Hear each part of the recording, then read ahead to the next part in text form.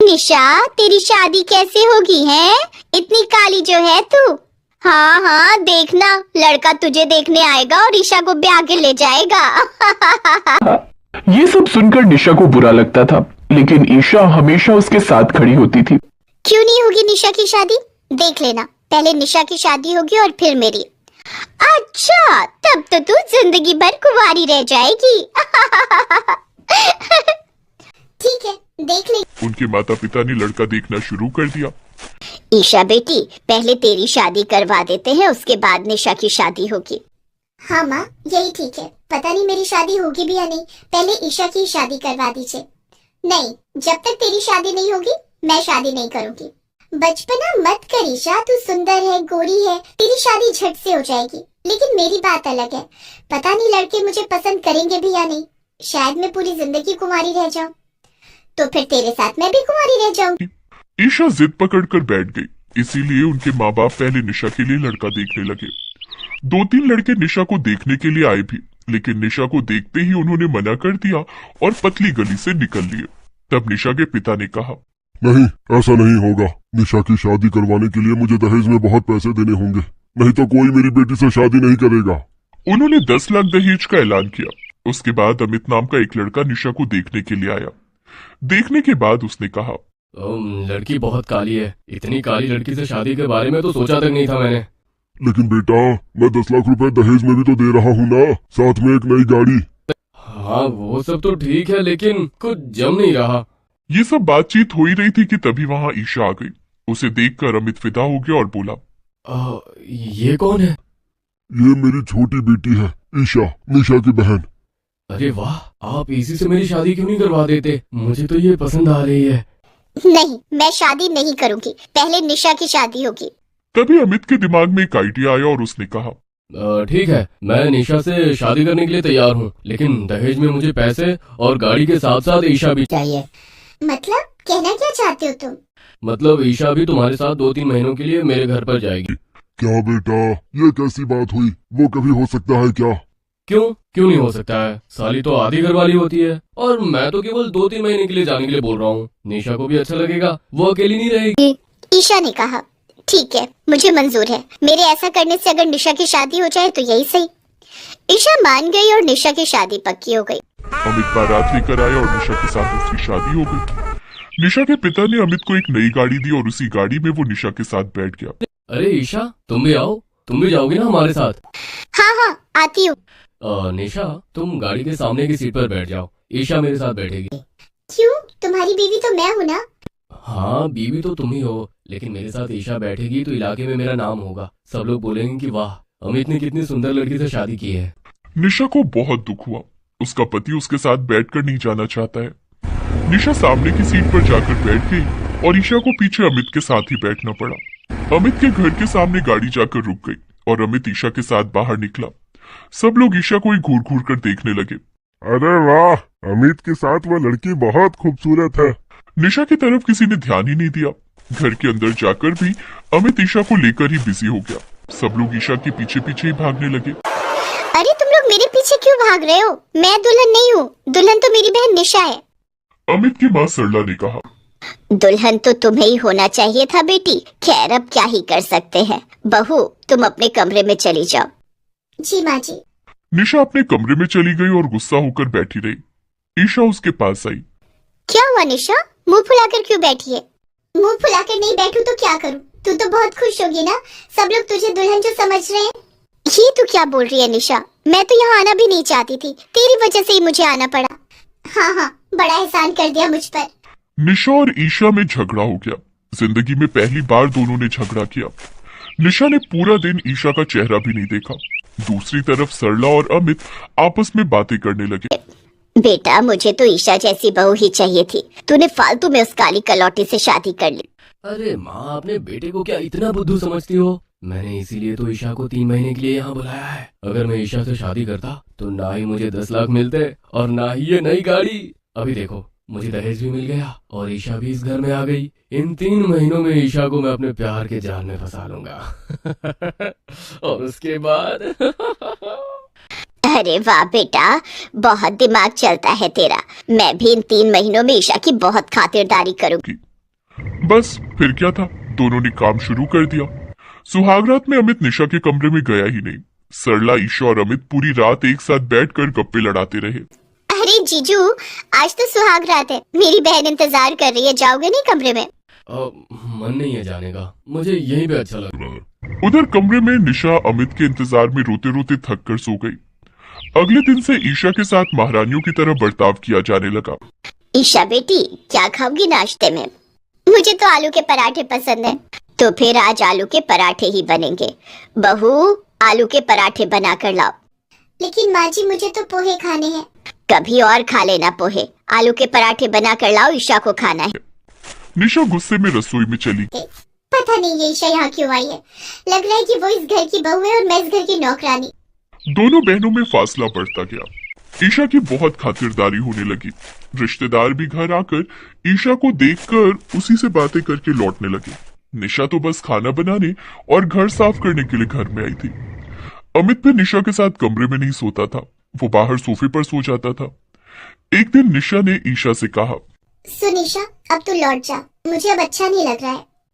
लेकिन तब तक सरला और अमित की खातिरदारी से ईशा भी पिघल चुकी थी। उसने कहा, क्यों जलन हो रही है मुझसे? मैं क्या करूं? तेरी वजह से ही आई हूँ इस घर में। अब 3 महीने में यहीं पर रहूंगी। लेकिन मैं नहीं चाहती कि तू यहाँ रहे। तेरे चाहने न चाहने से कुछ नहीं होता है निशा। तू इस घर की बहू नहीं, नौकरानी है। और इसी बात ने निशा को अंदर से तोड़ दिया। ईशा ने सोचा था कि सरला और अमित सच में इतने अच्छे हैं। सच में वो दोनों अपने घर की बहू का इतना ख्याल रखते हैं। उस दिन से निशा और ईशा में बातचीत बंद हो गई। लेकिन उसी रात को ईशा पानी पीने के लिए जब उठी तब उसने देखा अमित और सरला सोफे पर बैठकर कुछ बातें कर रहे हैं। बेटा, 3 महीने होने को हैं, अब तो शादी कर ले ईशा से। हाँ माँ, हमारा प्लान काम कर रहा है। ईशा पिघल रही है, बस कुछ दिन और। ईशा ने सब कुछ सुन लिया और उसे प्लान के बारे में सब कुछ पता चल गया। वो चुपके चुपके निशा के कमरे में गई और माफी मांगने लगी। निशा ने ईशा पर यकीन नहीं किया और उसके साथ बात करने से इनकार कर दिया। निशा, निशा मुझे माफ कर दे। इन दरिंदों को पहचानने में मुझसे गलती हो गई। मुझे तुझसे बात नहीं करनी। तू गोरी है इसीलिए खुद को महान समझती है ना? लेकिन ईशा ऐसे हार नहीं मान सकती थी। अगले दिन सुबह सुबह बाजार से वो बाल झड़ने वाला तेल ले आई और सबके सामने उसने अपने सिर पर तेल रगड़ लिया और 1 मिनट के अंदर उसके सर से सारे बाल गिर गए। ईशा गंजी हो गई। छी ईशा, ये क्या किया तुमने? क्यों? देखो ना मेरी तरफ। अब पसंद नहीं आ रही हूँ मैं? अब शादी करनी है ना मुझसे? नहीं, मुझे किसी गंजी लड़की से शादी नहीं करनी। यही हो तुम अंदर से। दरिंदे और लड़कियों को बाहर की सुंदरता से मापते हो। तुम और तुम्हारी माँ घटिया इंसान हो। मुझे नहीं रहना इस घर पर।